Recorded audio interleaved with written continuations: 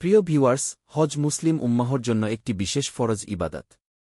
অতএব এই হজ কবে থেকে শুরু হল, কিভাবে শুরু হল, প্রথম কোন নবী কিভাবে হজ করেছিলেন, হজ কেন এবং কিভাবে মুসলমানের উপর ফরজ করা হল, যা একজন মুসলমান হিসেবে আমাদের সকলেরই জানা আবশ্যক। হজ সম্পর্কে পূর্ণাঙ্গ জানার জন্য ভিডিওটি শেষ পর্যন্ত দেখুন। হজের শুরুটা ইসলামের চূড়ান্ত বিজয়ের পর থেকে শুরু হয়নি, বরং পৃথিবী সৃষ্টির পর থেকেই হজরত আদম ও হাওয়া আলাইহিসসালামের থেকেই শুরু হয়ে এসেছে। বহুকাল যাবৎ দুজনে বিচ্ছিন্ন থাকার পর অবশেষে আল্লাহ তালার হুকুমে তারা পৌঁছে গিয়েছিলেন আরাফাত ময়দানে, এবং দুজনের মধ্যে দুনিয়ায় প্রথম সাক্ষাৎ হয়। মহান আল্লাহ তালার কৃতজ্ঞতা স্বীকার করার জন্য প্রথমে তারা পবিত্র কাবার জন্য আল্লাহ তালার কাছে প্রার্থনা করেছিলেন এবং এটি তাওফ করেছিলেন। এরপরে হজরত নূহ আলাইহিসসালাম সহ ইসলামের অন্যান্য নবী রাসূলগণ পর্যায়ক্রমে হজ পালন করেছিলেন। তবে হজ ফরজ ও অত্যতাবশ্যকীয় করা হয় হজরত ইব্রাহিম আলাইহিসসালামের হজ পালনের পরের সময় থেকে। মহান আল্লাহ তাআলা ঘোষণা দেন 4টি সম্মানিত মাসের মধ্যে জিলহজ মাস একটি। হজরত ইব্রাহিম আলাইহিসসালাম যখন তার পুত্র হজরত ইসমাইল আলাইহিসসালামকে নিয়ে কাবা ঘর পুনর্নির্মাণ সম্পন্ন করেন, তখন আল্লাহ তাআলা হজরত ইব্রাহিম আলাইহিসসালামকে আদেশ করেন তিনি যেন পুরো বিশ্ববাসীকে হজের জন্য আহ্বান করেন। কিন্তু কিভাবে তিনি তার ডাক পুরো বিশ্ববাসীকে পৌঁছে দিবেন তা তিনি বুঝতে পারছিলেন না। অতঃপর তিনি মহান আল্লাহ তাআলার উপর দৃঢ় ভরসা করে মক্কার আবু কুরায়েশ পাহাড়ে আরোহণ করেন। এরপর 2 কানে আঙ্গুল দিয়ে ডানে বামে এবং পূর্ব পশ্চিমে মুখ ফিরিয়ে ঘোষণা দিয়েছিলেন। তিনি বলেছিলেন, হে লোক সকল, তোমাদের পালনকর্তা নিজের গৃহ নির্মাণ করেছেন এবং তোমাদের উপর এই গৃহে হজ করা ফরজ করেছেন। তোমরা সকলে তোমাদের সৃষ্টিকর্তার আদেশ পালন করো।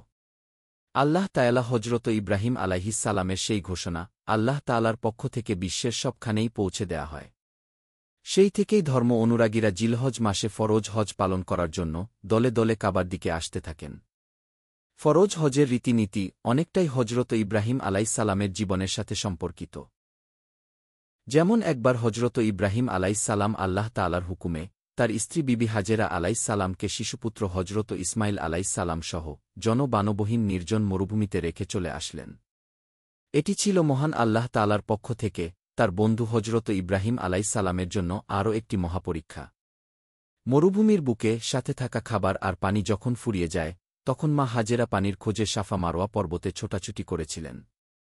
এই ঘটনাকে স্মরণ করে আজও হাজিরা হজের সময় সাফা ও মারোয়া পর্বতের মাঝে ছোটাছুটি করেন। অন্যদিকে আরাফার ময়দানে অবস্থানের ইতিহাস আরও বেশি আবেগঘন। আল্লাহ তাআলা যখন বেহেশতে থেকে হজরত আদম আলাইহিসসালাম ও মাতা হাওয়া আলাইহিসসালামকে পৃথিবীতে পাঠিয়েছিলেন, তখন তারা পরস্পর থেকে বিচ্ছিন্ন হয়ে পড়েছিলেন। পরবর্তীতে তারা উভয়ই আরাফার ময়দানে এসে মিলিত হয়েছিলেন। তাদের কাছে এই পুনর্মিলন যেন আল্লাহর এক নিয়ামত ও অনুগ্রহ স্বরূপ, এবং এই ঘটনাটির কৃতজ্ঞতা স্বরূপ এবং হজের একটি অংশ হিসেবে মুসলমানরা আরাফার ময়দানে এসে উপস্থিত হন। সেখানে মুসলমানরা এক রাত অবস্থান করেন এবং আল্লাহর সন্তুষ্টি হাসিলের উদ্দেশ্যে উদারচিত্তে কান্নাকাটি করেন।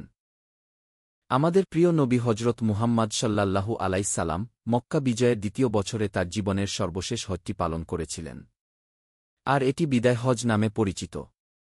বিদায় হজে আরাফার ময়দানে অবস্থানের সময় মুসলমানদের উদ্দেশ্যে এক ভাষণে মহানবী সাল্লাল্লাহু আলাইহিসসালাম আমাদেরকে কি রূপে হজ পালন করতে হবে সে নিয়মাবলী জানিয়ে দেন।